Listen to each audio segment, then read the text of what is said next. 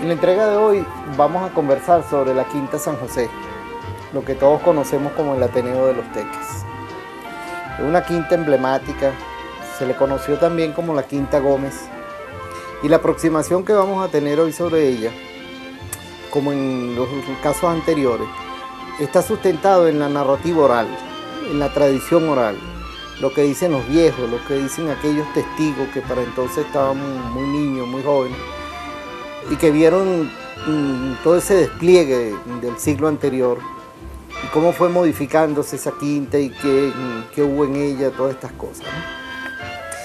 Es muy emblemática, repito, no solo porque esté el Ateneo allí, que se refiere mucho a la cultura, o fundamentalmente a la cultura, sino que es quizás la casa que tiene el testimonio más antiguo, más viejo de acá de las que hay en los Teques, porque se sabe que un coronel irlandés que estuvo en la guerra de independencia y luchó en la batalla de Carabobo y todo, llamado Eduardo Stafford,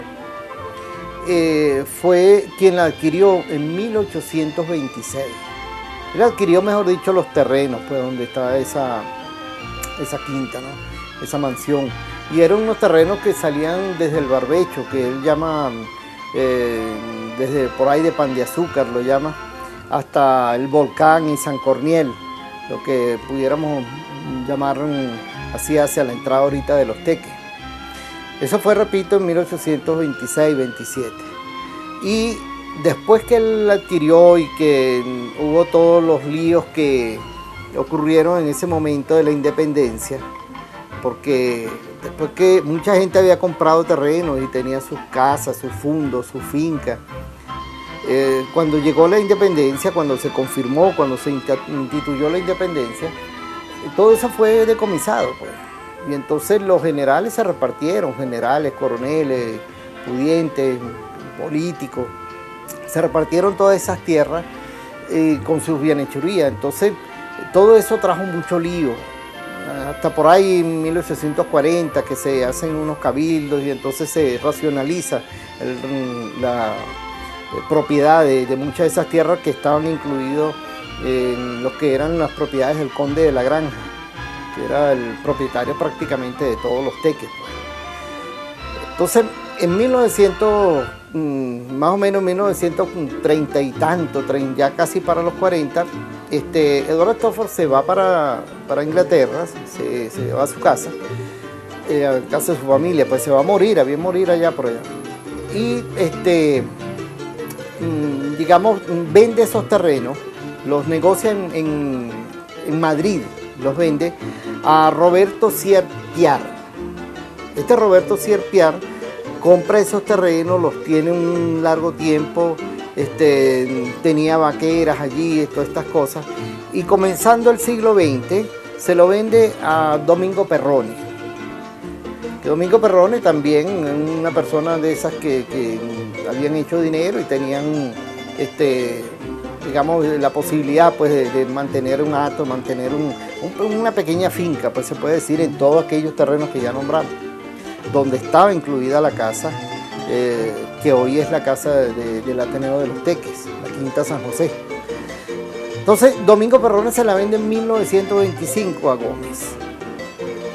Esa quinta se la vende a Gómez y Gómez se la da al hijo, José Vicente Gómez, quien casó con doña Josefina Revenga de Gómez, tuvieron su hijo y todo, y él tenía el cargo de segundo vicepresidente de la República, de manera que era un alto funcionario y lógicamente tener, digamos, su casa allí implicaba que tenía que tener custodios y tenía que tener guardias alrededor y todo. Entonces por eso, frente al Ateneo, donde ahorita está el Paseo Mirandino, que lo último que yo recuerdo cuando estaba niño era un ancianato que estuvo allí. En ese terreno se hizo como una especie de cuartel. Tenía sus calabozos, todas esas cosas, ese cuartel. Mi mamá lo conoció porque ella vivía en la parte de atrás, donde es el Jesús María Sifonte, la escuela que estaba allí. Ella vivía con mi tía y mi abuela en un sector, pues, mi abuela cocinaba allí para la escuela, entonces estaban pequeñas y ellas recuerdan haber visto todos esos calabozos y todas esas cosas de lo que fue anteriormente esa especie de cuartelito pues, que estaba allí, donde vivían los soldados y que cuidaban a José Vicente Gómez. En 1928, todos recordamos pues de aquella revuelta que hubo, la conspiración que hubo de los estudiantes, y donde estaba metido Rómulo Betancourt, Gabaldón, Jovito Villalba. En ese tiempo se alzaron los estudiantes, entonces contra Gómez, contra la tiranía gomecista que ya desde 1908 estaba, digamos, gobernaba el país de manera dictatorial, absolutista. Entonces, en 1928, repito, ellos se alzan y fueron hechos presos. La conspiración se delató y los agarraron a todos y, bueno, se cayó la conspiración. Muchos de ellos fueron a parar las carreteras, otros fueron a trabajar en las carreteras, otros fueron presos, otros salieron del país.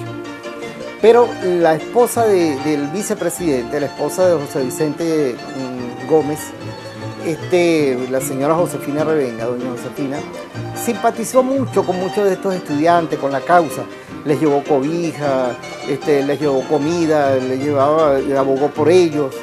Entonces Gómez no vio con buenos ojos toda esta intervención y esta simpatía hacia estos revoltosos, hacia esos, digamos, antigobiernos. Y manda, en 1928, manda a José Vicente Gómez, lo manda con la esposa y los hijos a Francia, a una embajada francesa. Allá estaba la mamá de José Vicente, que era doña Dionisia Bello de Gómez, o doña Dionisia Bello. Entonces se encuentran allá, pero ya él iba afectado del mal del momento, que era la tuberculosis.